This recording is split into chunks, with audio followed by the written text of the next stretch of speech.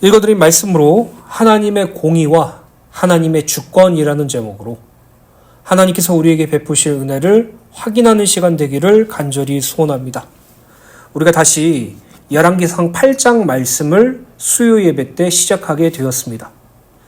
열왕기상 8장 말씀은 솔로몬이 성전의 모든 공사를 완료하고 언약궤가 성전에 안치된 후에 성전 봉헌사를 하고 하나님께 감사와 영광을 돌리는, 그리고 하나님께 중보기도와 청원기도하는 내용이 기록되어 있죠.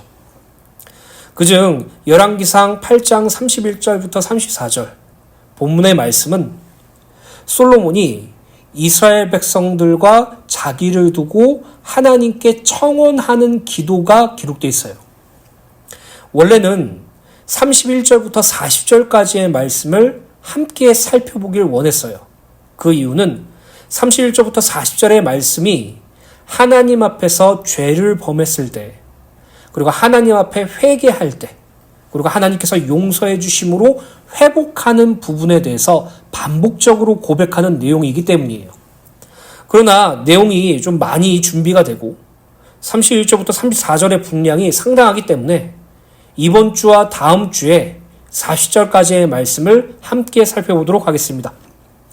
열왕기상 8장 31절부터 40절의 말씀은 이스라엘 백성들의 삶 속에서 일어날 수 있는 다양한 상황을 염두에 두고 솔로몬이 하나님께 드린 중보기도 또는 청원기도에 대하여 기록되어 있죠.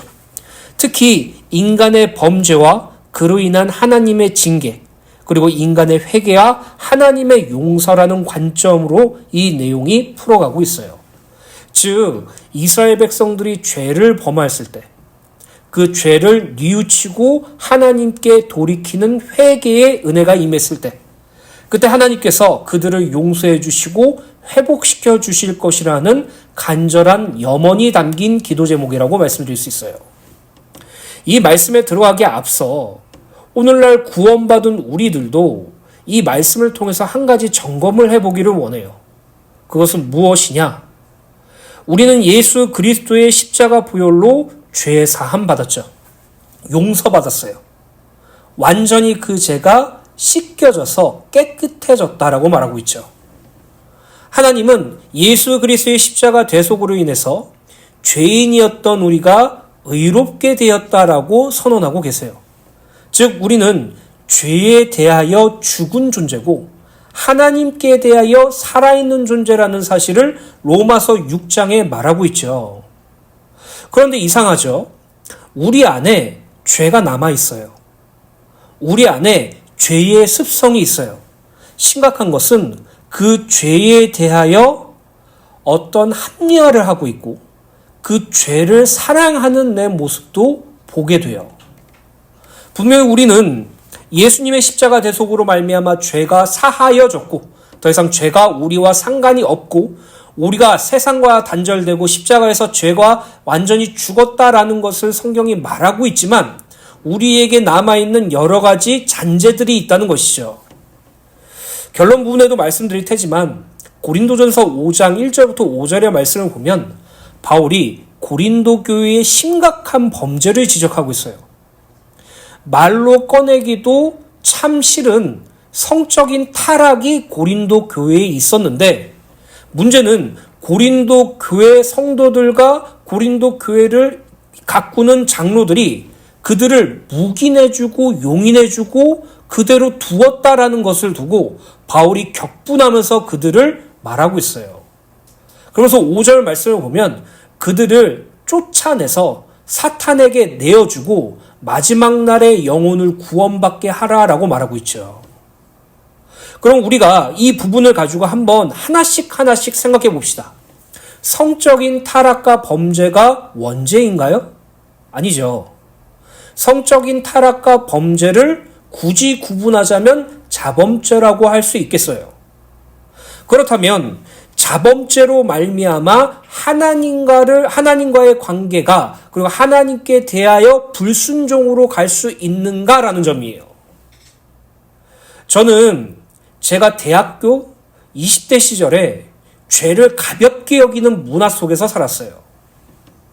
예수님의 십자가 보혈로 구원받았다는 사실을 확신으로 다가오면서 내가 육신으로 삶을 살아갈 때 오는 여러 가지 자범죄들을 괜찮다라고 했어요. 그건 원죄가 아니잖아요. 제가 자범죄를 짓는다고 해서 다시 하나님과 단절되는 것이 아니잖아요. 그러니 언제든지 저는 자기를 합리화하는 선택 속에서 살았어요. 괜찮아. 뭐 어때? 뭐 그럴 수도 있지 뭐. 제가 월요일 날 우리 지혜가 이제 뭐였더라? 그 수업이 있었는데 그 수업 참관을 하게 됐어요. 수업 참관을 하게 됐는데 뒤에서 계속 보니까 지루한 거예요. 그러다가 제가 웹툰을 보기 시작했어요. 웹툰을 보는데 너무 재밌는 거예요. 그래서 아무것도 듣지 않을 정도로 집중해서 보다가 갑자기 누가 저를 부르더라고요. 그 수업하는 선생님이셨어요. 이제 부모님들은 나가주셔야 된다고. 전 너무나도 놀랬죠. 그래서 핸드폰에 있는 웹툰을 얼른 꺼버리고 이제 알겠습니다 하고 가려고 하는데 저한테 물어보더라고요. 목사님이시라면서요? 너무 반가워요. 그러니까 제가 속이 뜨끔한 거예요. 아, 목사인데 웹툰 보여주는 모습을 보여줬네. 복음과 전혀 상관없잖아요, 사실. 그런데 우리는 거기에 양심이 거리끼게 되고 우리는 자범죄를 짓지 말아야 되는 게 아닐까라는 생각을 품으면서 동시에 너무나도 쉽게 자범죄를 품죠. 뭐 교회 안에 성적인 타락은 너무나도 쉽게, 너무나도 자연스럽게 진행되는 게 오늘날의 교회이기도 해요. 그럼 다시 돌아가서 우리가 이런 죄를 짓는 것이 비정상일까요? 우리가 이런 자범죄를 짓는 것이 정상일까요? 어느 범주에 속할까요? 제가 앞서 말씀드린 것처럼 자범죄는 아무것도 아니다, 괜찮다라는 그런 맥락으로 얼마든지 세상을 사랑하고 쾌락을 쫓고 악습을 따르는 삶을 사는 것이 정답일까요? 그때는 그것을 누린다라고 표현했죠. 반대로 자범죄도 하나님 앞에서 죄고 불순종이다라는 맥락으로 내 몸을 단련시키고 내 의지력과 결심을 가지고 그 죄를 끊어내고 사람들이 보기에 착하고 선하고 의로운 자다라고 칭할 정도로 우리의 도덕적인 수준을 높여야 되는 걸까요? 이 두 가지를 가지고 한번 고민해 보세요. 그리고 미리 저는 제가 가진 확신 속에서 답을 알려드릴게요. 둘 다 틀렸어요. 예수 그리스도의 십자가 대속으로 죄 용서 받았으니까 자범죄로 얼마든지 지어도 돼라는 사람은요, 죄가 무엇인지도 모르고요, 구원이 무엇인지도 모르는 사람이에요. 구원은 받았지만 하나님의 은혜로 십자가 대속이 무엇인지 모르는 사람이야. 반대로 죄를 범하면 안 돼. 그거 하나님께 불순종이고 범죄야. 그러니까 우리가 우리의 의지력을 가지고 그것을 끊어내야 돼. 그거는요, 인본주의예요. 하나님 앞에서 자기를 의롭게 만들 수 있다고 착각하는 교만함의 불순종이죠. 그렇다면 우리는 어떻게 해야 될까요? 죄를 범해도 되냐? 죄를 범하지 않고 참아야 되냐? 중간에서 왔다 갔다 해야 되냐? 아니면 죄를 범하고 하나님께 회개하면 되냐? 아니면 죄를 범하지 않게 내가 내 삶 속에서 선한 곳으로 나를 이끌어야 되냐? 이러한 여러 가지 질문들이 나오겠죠. 그러나 다음 주에 우리가 열왕기상 8장 40절까지의 말씀을 나누고 한 가지의 결론이 날 거예요. 어떤 결론이냐? 죄를 보고 나는 하나님의 은혜가 아니면 살 수 없구나. 나는 하나님이 나를 도와주시지 않으면 불가능한 존재구나. 내가 오직 바라보고 의지할 대상은 하나님이구나 라는 쪽으로 가셔야 돼요. 사랑하는 주내교회 성도 여러분, 오늘 이 시간 말씀을 통해서 죄가 무엇인지, 용서가 무엇인지, 구약시대 때 있었던 상황과 오늘날 구원받은 성도들이 있는 여러 가지 상황들을 함께 말씀을 통해서 살펴볼 것이에요. 여러 가지 사례들을 말씀드렸지만 한 가지만 생각하시면 돼요. 죄를 볼 때 하나님만 바라보게 될 수밖에 없는 상황을 하나님께서는 반드시 만들어주세요. 그것을 회개라고 하죠. 오늘 저와 여러분들이 그것을 찾아가는 은혜가 성령님의 도우심으로 말미암아 있게 되기를 간절히 소원합니다. 열왕기상 8장 31절부터 32절입니다. 만일 어떤 사람이 이웃에게 범죄함으로 맹세시킴을 받고 그가 와서 이 성전에 있는 주의 제단 앞에서 맹세하거든 주는 하늘에서 들으시고 행하시되 주의 종들을 심판하사 악한 자의 죄를 정하여 그 행위대로 그의 머리에 돌리시고 의로운 자를 의롭다 하사 그의 의로운 바대로 갚으시옵소서. 31절부터 32절의 말씀은 이웃에 대하여 범죄한 사람이 성전에 나와서 맹세를 하는 것을 전제한 간구죠. 당시 이스라엘 사회에서는 이웃에게 범죄한 의혹을 가진 사람이 있을 때 그 진실을 밝히기 어려운 경우 하나님의 성전 앞에서 스스로 맹세를 하며 하나님의 판결을 구하는 의식을 진행하였어요. 예를 들어서 어떤 사람이 자신의 물건을 도난당하거나 부상을 입는 등 실질적인 피해를 입었는데 특정 사람을 의심하게 되었고 그 의심받은 사람이 자신의 잘못이 아닌 것을 입증할 증거나 증인이 없을 경우 최후수단으로 하나님께 맹세하여 자신의 거짓이나 과실이 없음을 하나님께서 증명해 주시기를 간구함으로써 자기의 결백을 확증하려고 하였죠. 이는 만약 자신에게 거짓이나 과실이 있다면 하나님으로부터 어떠한 처벌이라도 기꺼이 받겠다는 의미를 가지는 맹세이기도 해요. 우리나라는 CCTV가 참 많죠. 그래서 범죄를 저지르기 매우 힘들죠. 많은 범죄자들이 대부분 CCTV를 통해서 잡히기도 해요. 명백한 증거가 있죠. 그러나 당시 고대 근동지방 CCTV가 있었을까요?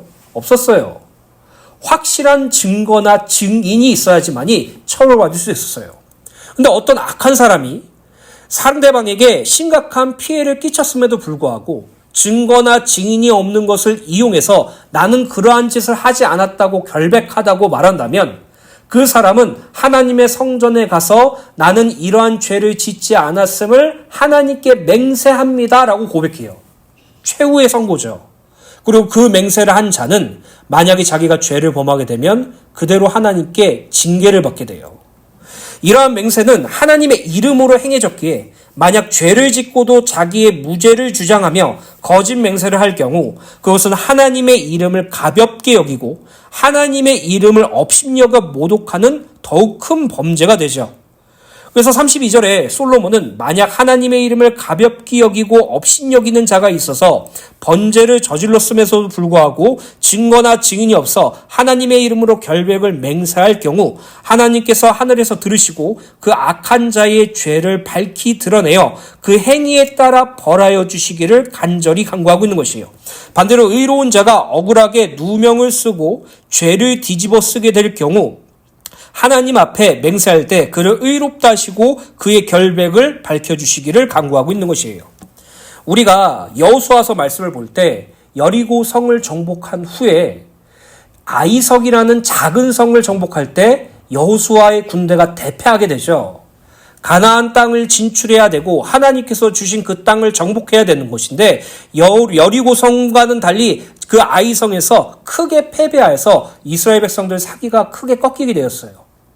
왜 지게 되었느냐? 어떤 한 인물이 여리고 성에 있는 그 어떤 물건도 가지지 말고 불에 태울 것을 명령한 하나님의 말씀을 무시하고 자기가 좋아하고 욕심나는 물건을 챙겼기 때문이에요. 아간이죠. 그 아간이 결국 어떻게 적발되었습니까? 그 아간이라는 사람이 자기가 양심에 도저히 못 버티겠어서 자기가 용서를 구했습니까? 아니죠. 끝까지 숨겼어요. 제비를 뽑고 하다가 나중에 걸리고 나서야 그는 자기의 죄를 시인하게 되었고 그는 그 죄로 말미암아 죽게 되었죠. 이처럼 이스라엘 백성, 이스라엘이란 나라는요. 하나님께서 통치하시는 신정국가라는 것을 말해요. 31절부터 32절의 말씀은 인간의 범죄의 가능성과 한계를 전제하며 하나님의 의로우신 심판과 죄의 정당한 처벌, 의인의 보상을 강구하는 하나님의 공의에 대하여 기도하고 있는 것이에요. 이것은 이스라엘 백성에게만 국한된 것이 아니라 솔로몬 자신에게도 동일하게 적용되죠. 솔로몬 자신을 포함하여 이스라엘 모든 백성들의 선과 악을 판단할 수 있는 분은 오직 하나님 한 분이시고 그것을 공평하고 정의롭게 심판할 수 있는 분도 오직 하나님 한 분밖에 없다고 고백하면서 이 나라가 하나님의 뜻대로 하나님의 율법대로 사는 신정국가가 되기를 소원하고 강구하고 있는 것이에요.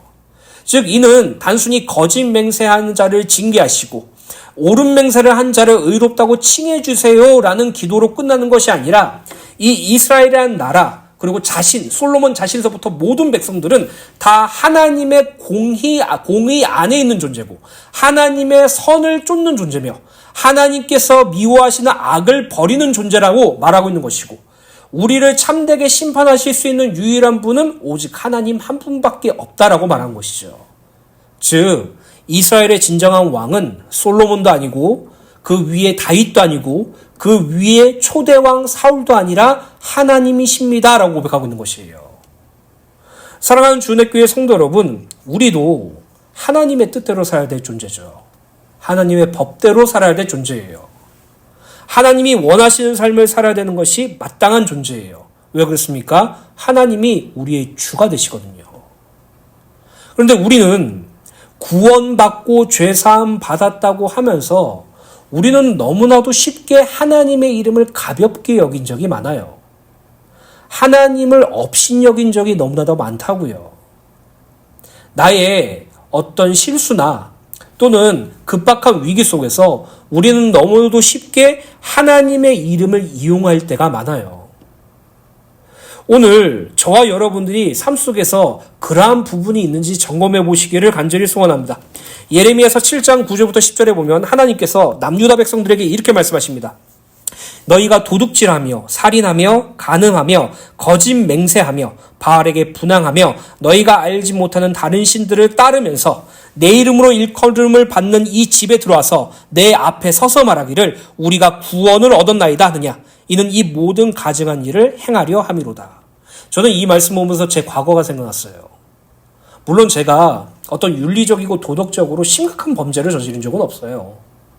막 성적으로 타락을 하거나 도둑질을 하거나 남에게 상해나 피해를 입히거나 세상 사람들이 손가락질을 할 만큼 큰 범죄를 저지른 적은 없어요. 그런데요, 저는 삶을 살면서 항상 제 유익대로 산 적은 많았어요. 제 쾌락대로 산 적이 많았어요. 제 즐거움, 제 어떤 좋은 것을 하기 위해서 하나님의 일과 복음을 포기한 적도 사실 많았어요. 그리고 저는 교회에 와서 나는 구원받았어 라고 말하고 있어요. 나는 하나님의 자녀라고 말하고 있어요. 왜? 내가 하고 있는 그런 나쁜 습관들, 안 좋은 것들은 구원과 상관없으니까 괜찮아.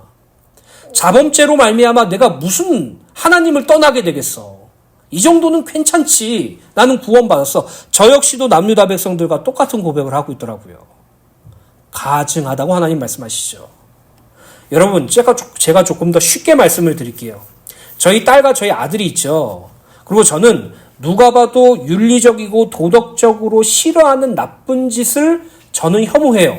뭐 예를 들어서 우리 지혜가 갑자기 껄렁껄렁해져가지고 막 옆에 있는 여자애들 때리고 막 키 작은 남자애들 괴롭히고 못 살게 한다고 가정을 해봅시다.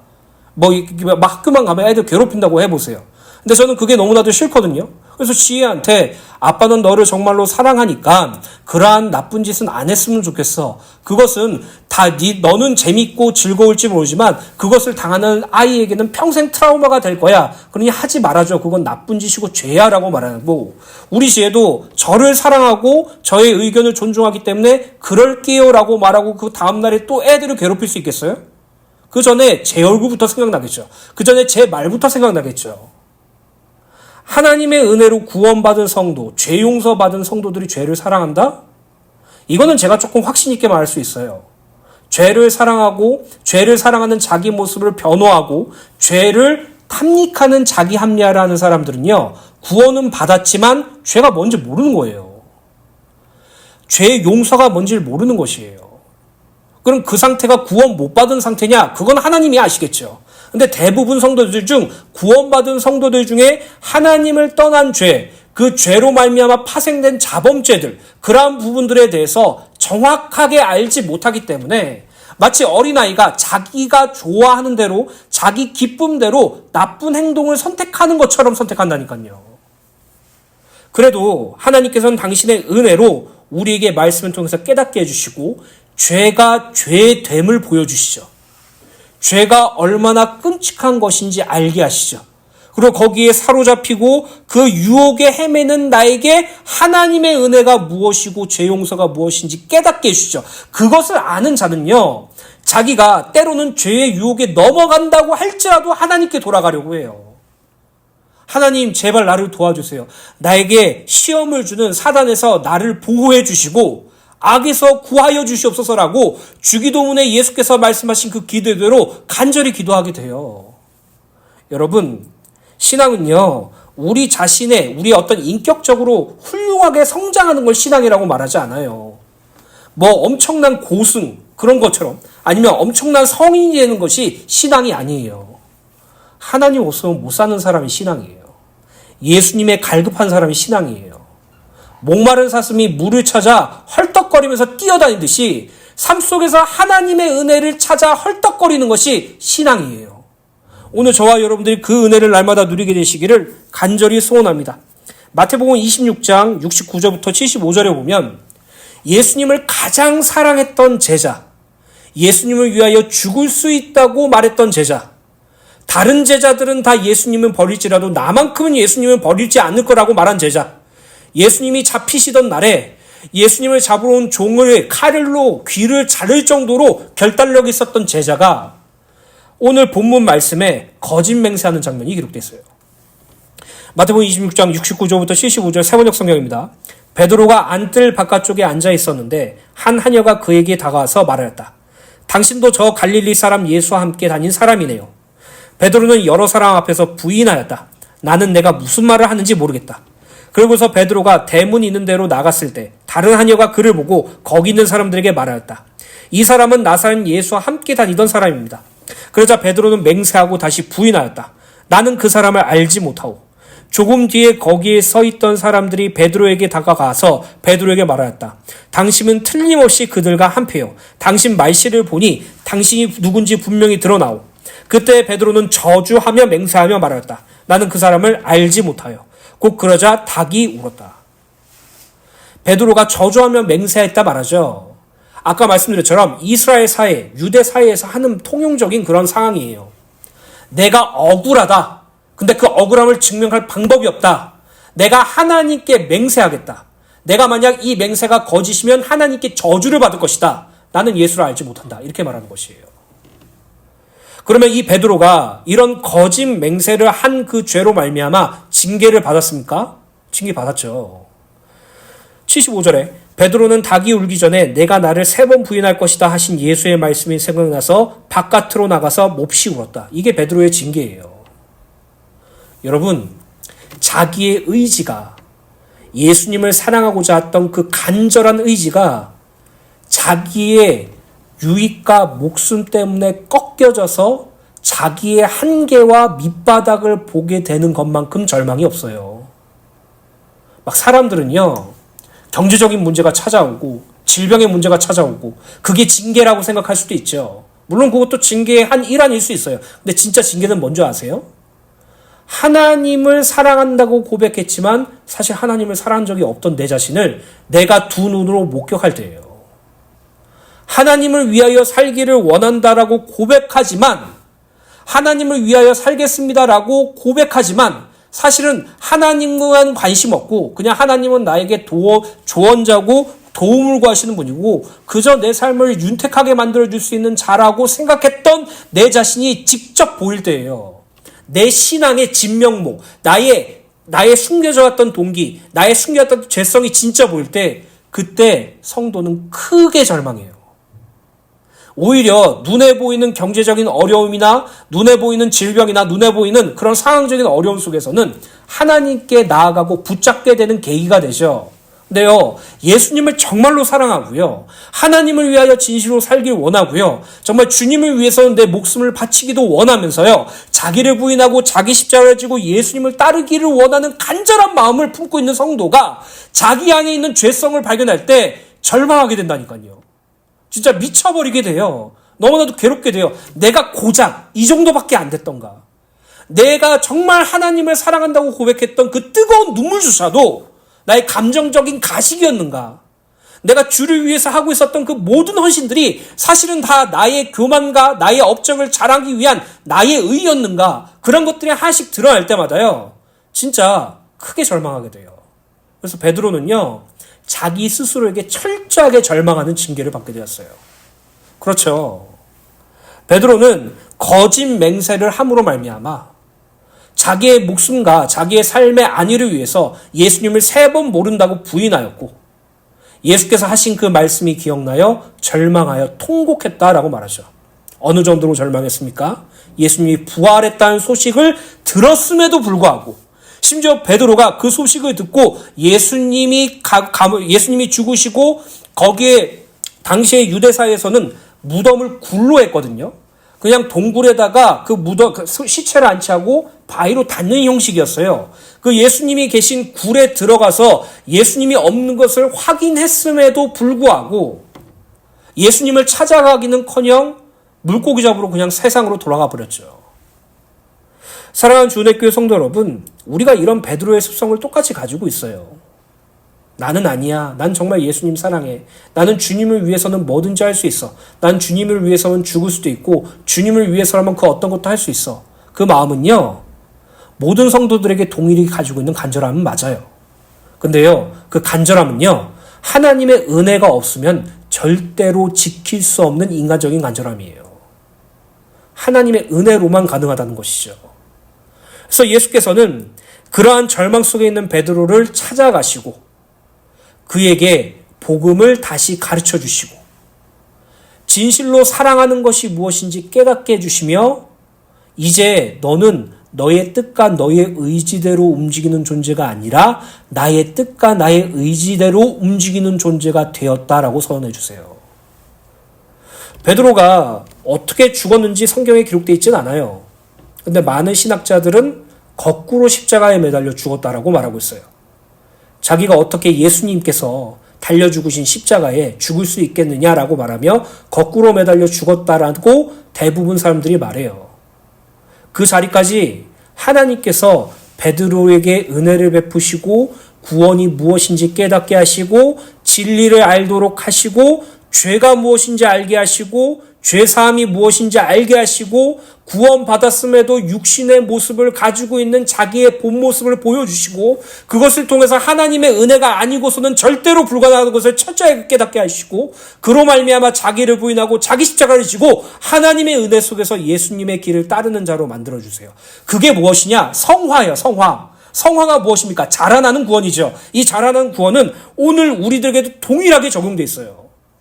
그래서 나쁜 짓 하시면 안 돼요. 죄를 범하시면 안 돼요. 이러한 맥락으로 지금 말씀드리는 것이 아니에요. 죄를 지어도 괜찮아요. 나쁜 짓 해도 구원은 취소되지 않아요. 이러한 맥락으로 지금 말씀드리는 것이 아니에요. 하나님은요, 여러분들이 진정으로 주님을 사랑하는 마음과 주님을 위하여 살기를 원하는 마음이 생기고 그 길 속에서 주님의 뜻대로 살길 원할 때 가장 먼저 여러분들의 본 모습을 보여주세요. 전에 포럼 때 말했죠. 전에 처음 구원받고는 잘 몰라요. 저 멀리서 뭔가 보인다니까. 보이는데 무시할 수준이 돼. 근데 말씀을 묵상하고 기도하고 예배드리고 정말 주님을 사랑하고 주님을 위해서 살고 싶다는 마음이 들면 들수록 점점 뭐가 내 눈앞에 다가온다니까요. 처음에는 눈길을 돌리는 것으로 외면할 수 있었어요. 근데 바로 눈앞에 와버리면 외면도 못해요. 그게 무엇이에요? 우리 안에 있는 죄라고요. 그리고 그 죄를 직면할 때 우리는 비로소 거꾸로 넘어지고 그리고 우리는 이 고백을 해요. 하나님, 은혜를 주세요.